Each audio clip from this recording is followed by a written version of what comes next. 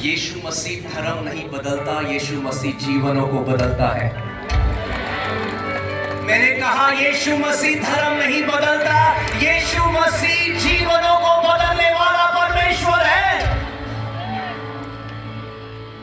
उसका वचन कहता है कि मुझे चख के देख कि मैं शहद से भी मीठा हूं कि नहीं। तो आज मैं आपको बोल रहा हूं, किसी धर्म के बारे में नहीं। हम इस जगह इस समय में रहते हैं, कोई आपको बेवकूफ नहीं बना सकता, आप सब रिसर्च कर सकते।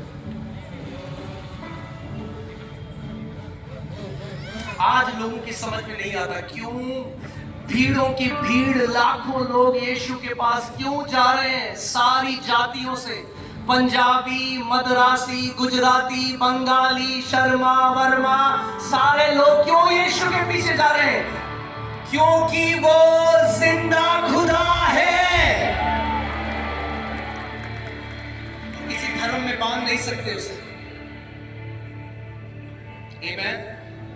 परमेश्वर कहता है अंत के दिनों में हर एक जाति धाराओं की तरह बहकर मेरे भवन में आएगी।